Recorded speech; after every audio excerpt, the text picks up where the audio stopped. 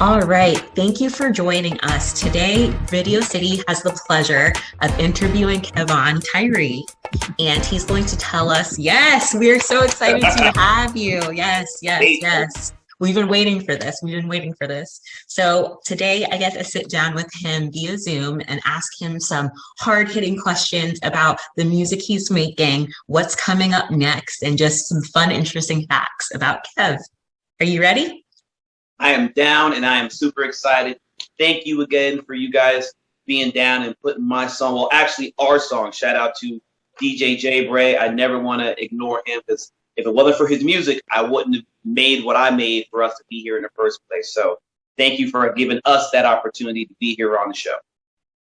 Wow. See, I always love when people are able to give others credit because we don't do anything exactly by ourselves, right? So I love to hear that.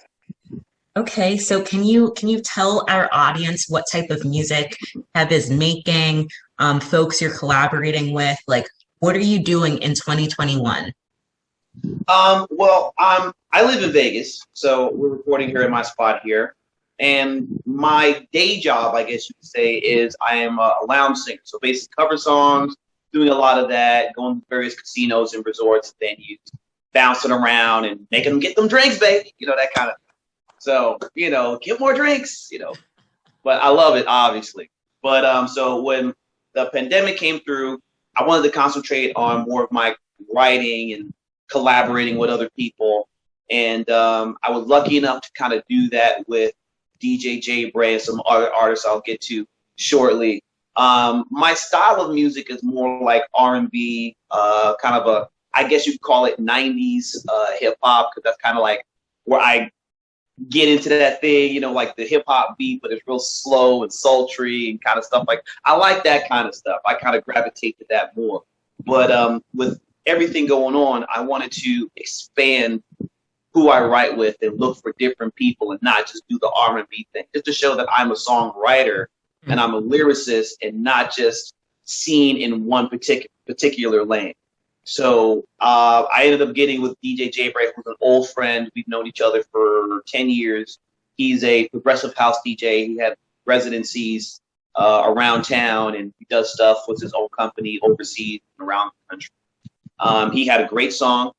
It motivated me. It inspired me to write something with him. Once I made the time to do it, I knocked it out, I think, in like an hour, got the whole song done. And then I read it to him on Instagram in a live feed. I recorded the video, and he was just like, yo. So he was like, yo, let's get this.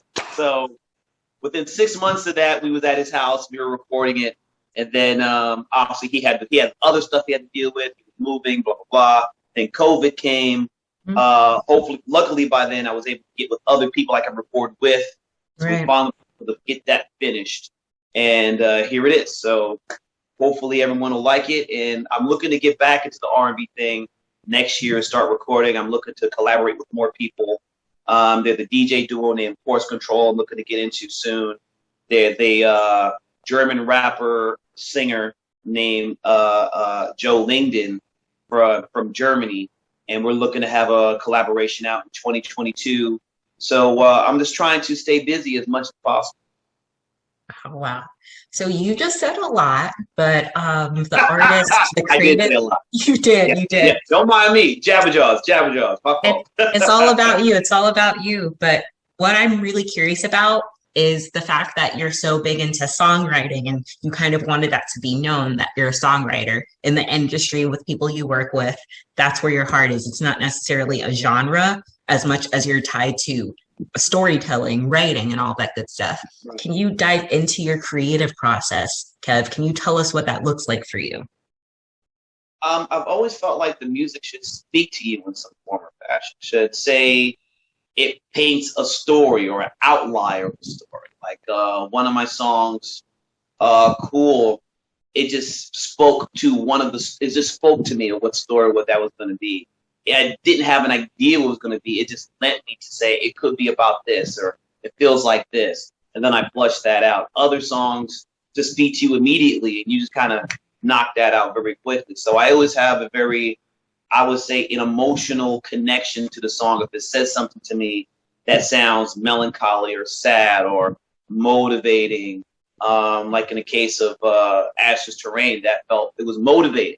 You know, it felt like with everything that was going on, and I didn't really think about it in COVID terms, but the song became related to that. So that's what kind of motivates me. Something that emotionally says something to me with the music that gives me something to say.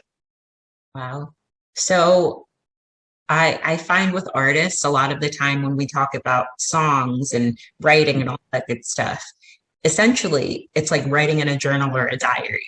Do you find songwriting therapeutic for you, or have you found it be therapeutic for your friends, family, or fans? It can be in all those, because some songs are semi-autobiographical. Some, I won't say ones, but some are autobiographical. Some are just the song paints a story that you feel you can tell. And yeah, there's some stuff that you are surprised by people that listen to it and react to it in a situation you never anticipated. Like, I'm an older gentleman, I'm not in my 20s, I'm not in my 30s, but I found people in my age range and even older responding to some of the music that I've played to, or younger, which is great because, hey, music. But it always surprises me, especially in my age or older, when I have like some 55-year-old going, I like Ashes to Rain. That was lovely. I'm like, that's a house song. What the hell? What are you doing in the club? You know what I'm saying? Right? You bouncing out with us too? Go on, girl. Come on, old timer. You know what I'm saying? Go with that. So you just never know who it touches. That I'm always honored by that. So I think that, like, I love staying on the writing track and questions about that. Where do you writing? Do you find yourself going on vacation and saying, I need to write a song? Do you find yourself in your basement, in your studio, banging out a song? Or is it just something that naturally comes to you? You can be on a train and you can say, wow, this would be perfect, or this would be a nice chorus. How does that go? It depends. Usually I do it here at home. I will actually just cut out some time and say, okay. And I usually have the idea for the most part in my head, but now you have to flush it out, figure out what you're going to say, how you're going to say it. So I'll actually cut out like an hour, 2 hours and say, okay, we're just going to listen to the song, drill it in our head. Yep. Let's get this thing out and get it to a focus. Other times we're like, how you daydream and you're just kind of at whatever. It could be at work. You could be just doing something. You're just daydreaming and something just comes to you. Everything's just out of the way. You just go, I like that. Okay. So you write it down, or you make a mental pin in your head and say, okay, remember that. We're going to go back later. So usually those are the two situations I have when it comes to songwriting. Usually it's at home or just daydreaming and something just pops up out of the blue. Okay. I see that there's a little scratching post back there. Do you have a cat that helps you write your songs? I have two cats, actually. Okay. And right, so two of them. One is Fatty, because she's a fat cat. And then, the other one is Little Mama, who is sleeping under my cupboards, under my blankets as we speak. Right, and Little Mama loves to do stuff. I have a thing on my YouTube called Acapella Home Edition. So basically, I'll just take certain songs that I love or certain things that I think about. I'll just sing like a verse and a chorus, just acapella, straight up, no vocals, no instruments, just myself. Okay, right, acapella. And my cat will jump on me, start meowing in the middle of the thing. And I was just like, you know what? You want to be part of the show? Go ahead and get it. And it's as simple as that. So I just let her be on, and I've done it. I don't know. I have like 40 videos of that, maybe 20 of them on YouTube, 40 on my Instagram. Super ridiculous, super cute. But, I'm a cat lover. So what I'm hearing is, if my golden doodle chant starts barking during this interview, you won't give me any slack for that, huh? Or flack? Give you slack for what? For what? Being a what? For my dog barking during this interview. No, I would not. No, I will not. Not at all. Okay. All right. I would say I could give you slack as a dog lover, but my girlfriend also is a dog lover. So, I can't. Right. So if I can't knock her, and I do, but in a playful way, I definitely can't knock her. So it's all good. I was going to say, I hope it's a playful way. I got to give her some mess. It's like, girl, these damn dogs. She's like, leave me alone. She British. So, leave me alone, you wanker. That kind of thing. So Kev is a cat lover audience, so let's pay attention to that. All our cat lovers out Right. there. Trying to get you a new fan base, you know? Um, Hey man, yeah, if you love R&B, house, and cats, come talk to your boy. I got you, right?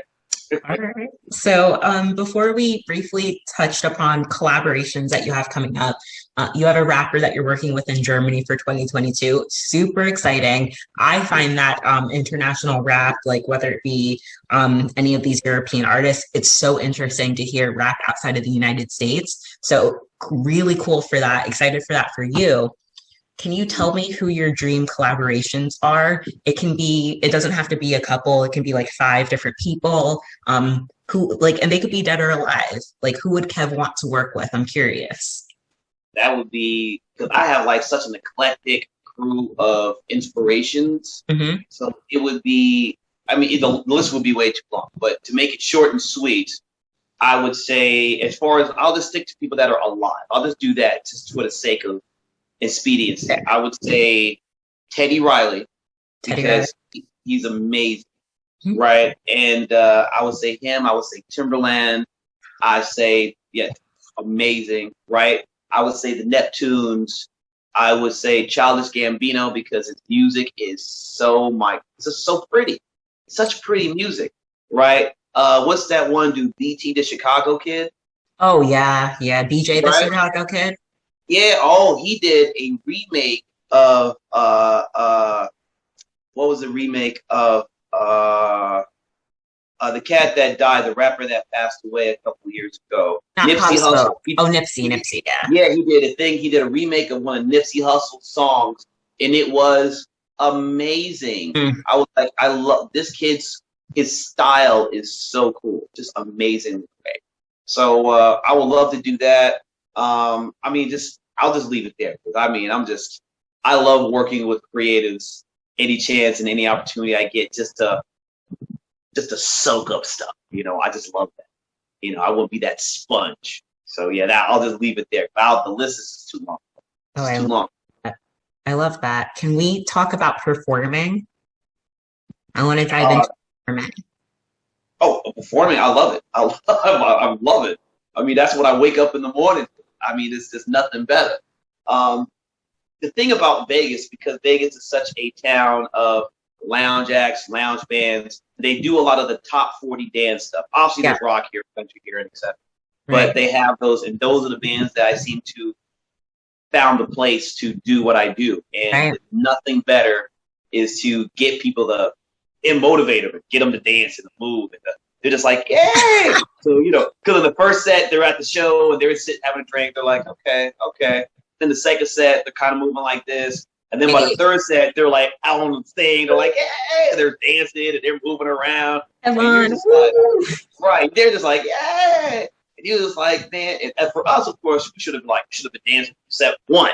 All right, Mhm. quit fronting with yourself. Get them drinks in and get it over here. But it's so much fun to just give that energy to people and to motivate them to have a good time and you know, just relax and take their cares away. You know, be there for their hardships and their anniversaries, their birthdays, you know, weddings, family reunions. Bachelorette parties, bachelor parties, Right, all of the above. get the Jewish cats in there talking about, Hey, right, you know, hanging out with matzos and knishes, hey, you know, doing all that. I love having those moments, and you know, obviously it feeds me as much as it feeds them. So I live for it. I live for this, like Jesus used to say. that's beautiful. So I'd imagine there are upcoming artists watching or people who want to give music a try.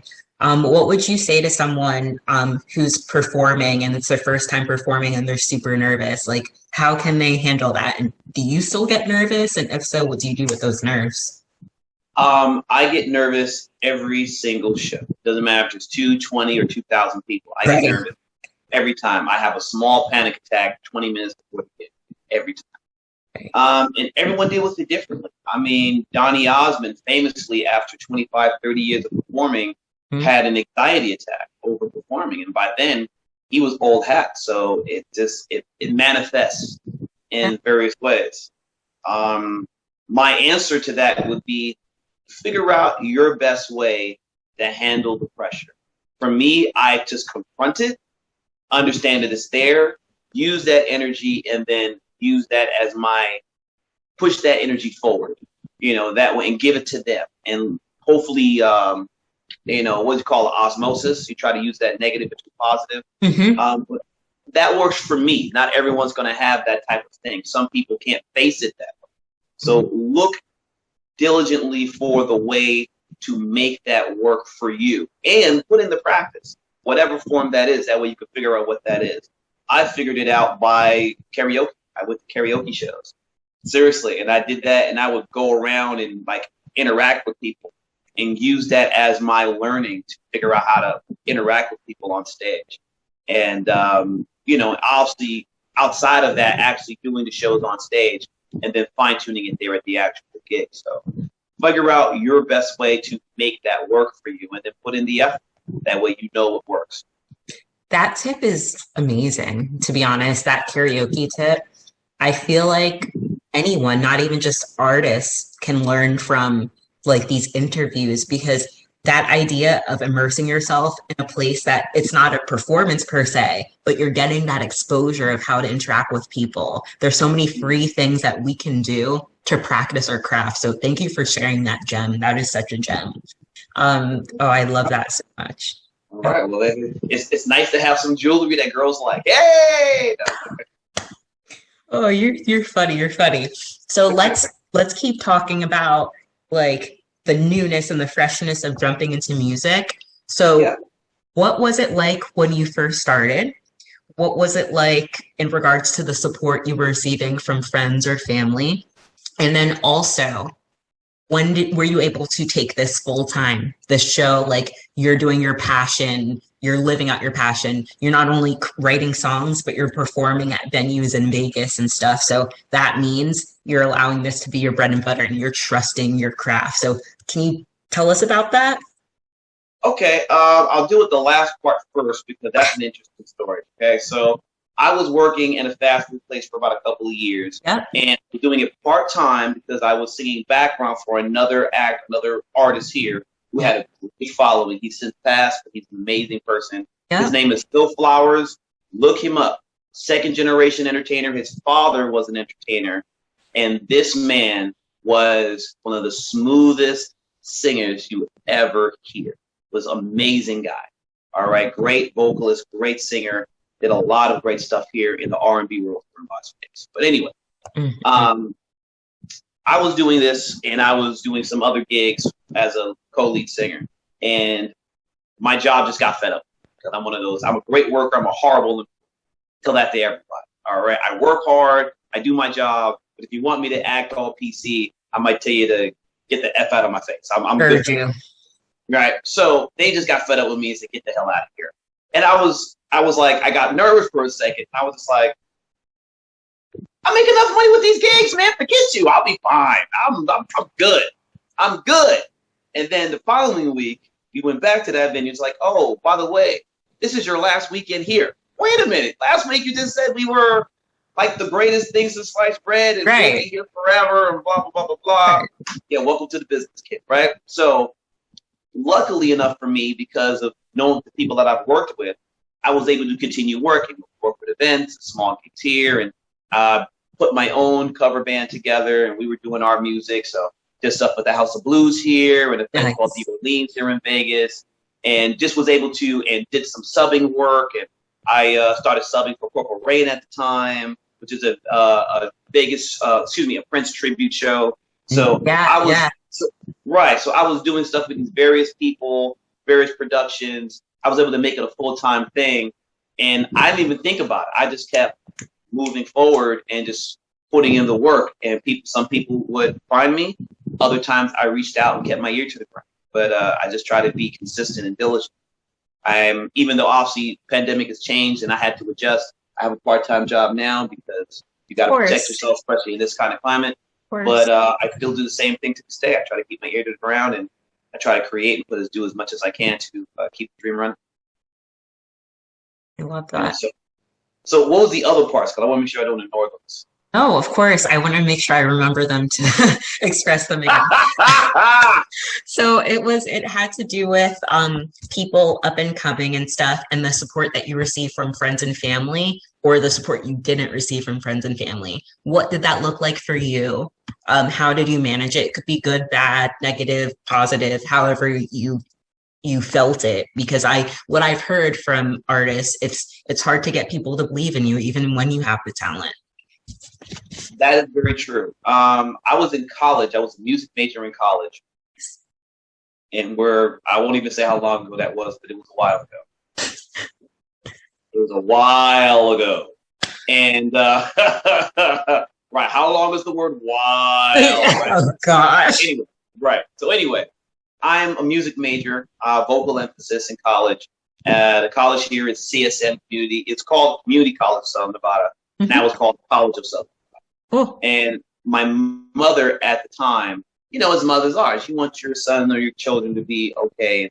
Music is not that. It is not the bread and butter. You can be a lawyer, a doctor. You can be a trash man. At least you know you're getting paid. Right. Music is not that. And that kind of bothered me that she wasn't down for my goal, what I wanted to do. So I got into business as a major, but I didn't really feel it. I liked elements, really my thing. I started moving around in life, you know, had kids, jobs, whatever. And things just took me all types of places. And then I ended up being at a really low point in my life, made a lot of mistakes, hurt a lot of people, and just had to kind of get slapped for that, which was not nice. Yeah. And I ended up meeting people through those experiences that really revitalized my love for music, because it was all they had, and they were super talented, like songwriters, musicians, strong people. Yeah. that don't do it now, but they were the people that motivated me to go, I can do this. I can actually make this a career, because what am I wasting my time for? Why don't I just do what makes me happy?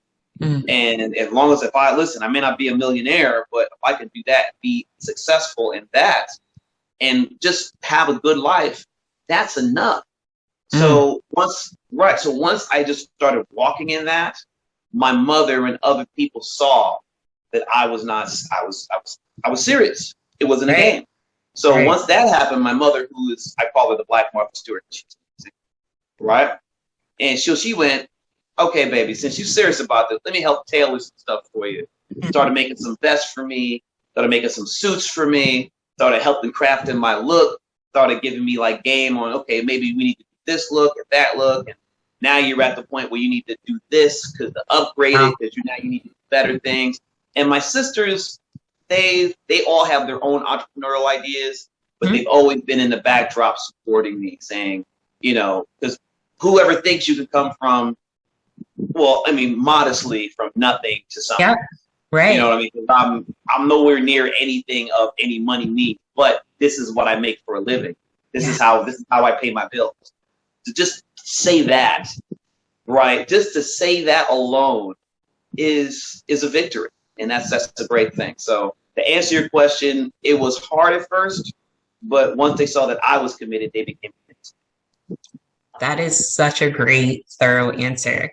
So I have a question that doesn't relate to music. Have you seen the movie Soul? Excuse me? The movie Soul? Yes.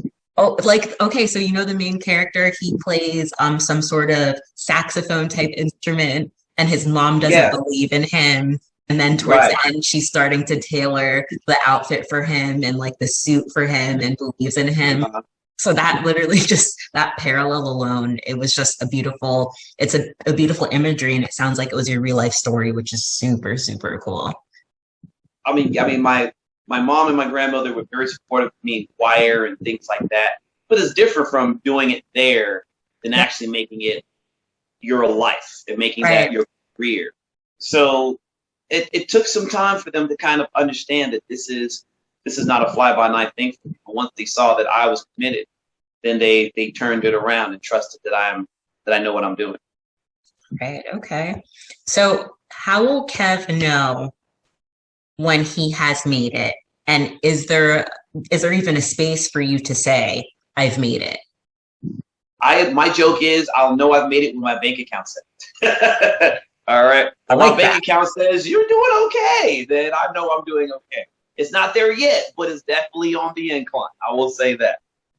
So for me, I'm one of those people I'm a Virgo, so this is my birthday. Me too, September 14th. Right, so there you go, Virgo party. Hey, girl. Woo, woo, woo. All right.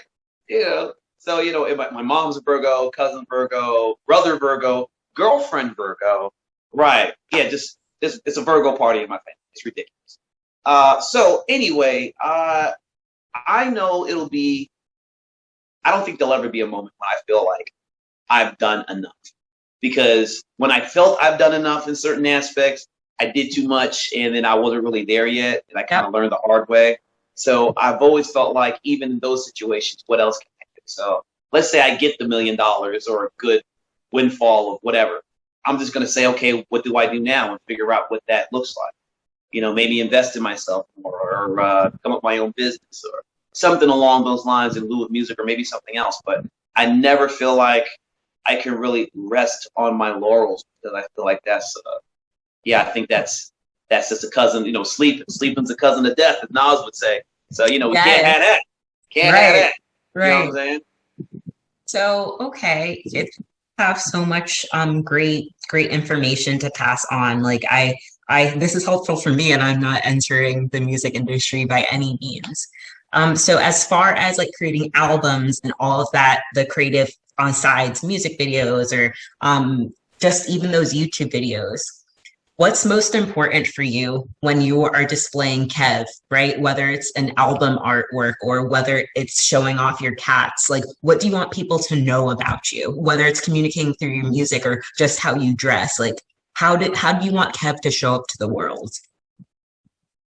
That's been a good question for me as of lately because I'm always evolving, figuring out what my brand is going to be, which is kind of a silly thing to say with an international show like this, but I'm saying it. But I've always felt that people wanted to see me as, I want them to see me as a thorough musician. Just what I mean by that is, I'm at an age now where I want people to see me streamlined and focused in whatever song that is or whatever situation that is. So if you see me in a rock show or a rock song, I want to be sure that who I am as a singer will always ring through. My personality is always there, rather it be rock, country, blues, house, EDM, R&B. Who I am as a singer will always be that person.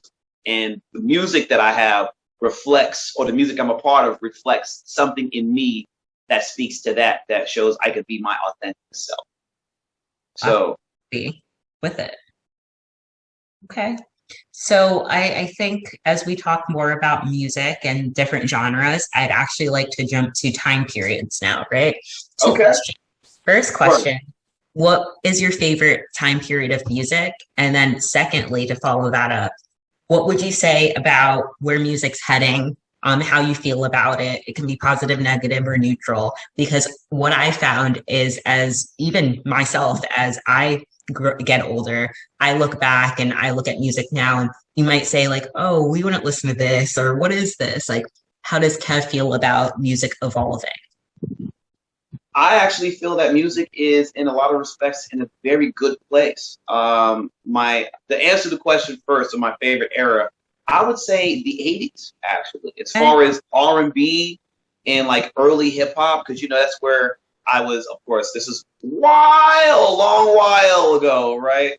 It's like when hip hop were first busting out, and you had like Run DMC, and Slick Rick, KRS One, my favorite rapper of all time.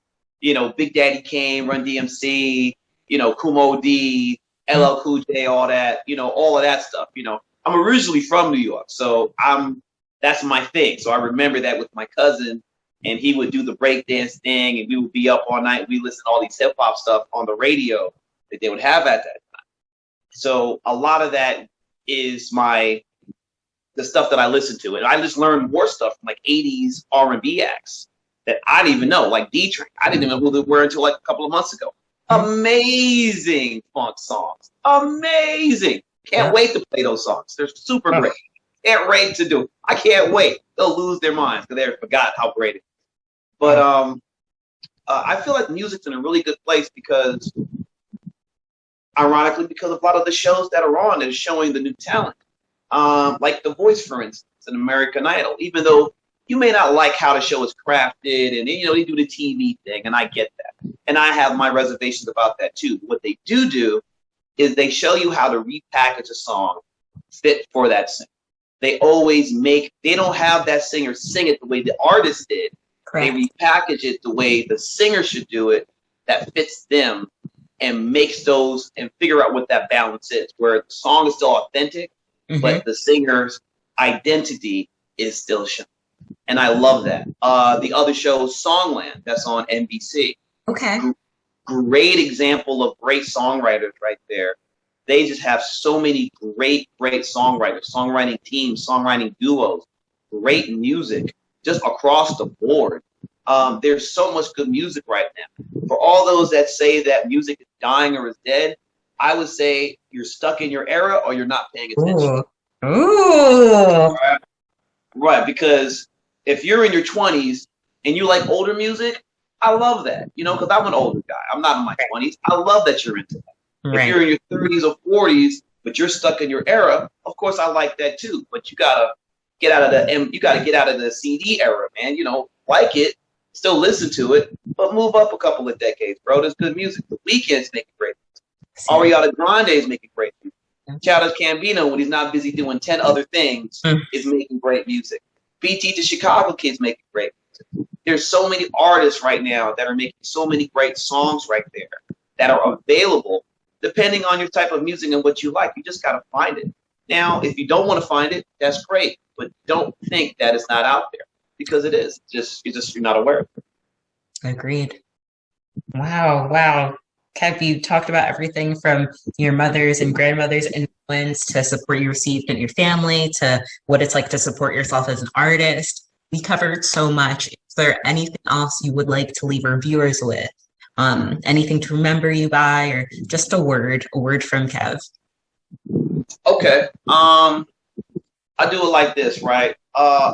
Anyone that's out there that thinks that they need to become a millionaire to become a musician, which of course would be great because I'm looking for it too. Yay! You know, right? Hey, money. You know, listen, all you need to do is make it a career. That's the thing. I'll use the example of De La Soul. De La Soul's been around since 1988. All right? They've been around for 35 years. 35? Yeah. So, and they've been around for a long time. And they found ways to adapt, adjust, stay up to date, and still motivate themselves. And and I'm sorry, I cut you off. What were you gonna say? No, I said right. I'm listening. Right. Yeah. Right. And just now they just got their masters back where they can do all their music they've done previously. Right. So the point is, it's a marathon. It's not a sprint. A lot of artists are fine making $50, $60, $80, $100,000 a year, depending if they're independent or major, recording, doing shows, stuff like that. It doesn't mean that they're broke. Right. It just means they ain't balling out of control like Kanye West or some other people, you know, or Diddy or Jay-Z or whatever. But they're making a living. They are working musicians that are doing what they have to do to just keep their lives going, keep the lights on, and to live their dream. Amen. Don't think that you have to become a millionaire to do it. Just be sure that you have an infrastructure set up for yourself, whatever that looks like, to make your life the way you want it to be. As long as you can do that, then you can't go wrong. Wow. Kev, thank you so much for dropping all of these gems. I just really enjoyed this interview, and I can't wait for more people to learn about you and just keep posted on what you have coming next, because it has to be great things. So I definitely hope so. Thank you. Also, I got to give a shout out to once again JBRAY, because hey, he's the reason that I am here. And SubmitHub, thank you guys for agreeing and liking our stuff on SubmitHub. I'd be remiss because we put it in there and you guys liked it, and it took a second, but we're here. So thank you for that. And a shout out, of course, to my brothers, my actual brothers, right? on oh my God, I'm tripping out. All right, our Champ the General, right? Champ the General of GP Mafia, and my other brother, Young Ray of GP Mafia. They got great music out right now, based out of Atlanta, New York kids as well. They got they got the one song out with Jim Jones, right? New York Giants. Okay. Check that out. That's on your streaming services right now. And my brother got a brand new song called "Ooh Ah Ah Ah" out right now. He's like, yeah, he's like, big whip, ooh ah ah, big chips, ah ah ah, right? Hey. You know what I mean? Right. Like, mess with me? Nah, nah, nah. He's on that, right? Right. He's one of these New York hood for real, all day Bronx dude, right? Please check them out. They're on YouTube, Spotify. These are all that good stuff right now. Shout out to the family, and we hope to see you out there, y'all. Thank you for having the time and having me here. Oh, such a supportive brother, great person all around based off of the interview. Well, this is Krystal. I'm interviewing Kayvon Tyree, and we're so grateful to have had you on. And yeah, Video City out.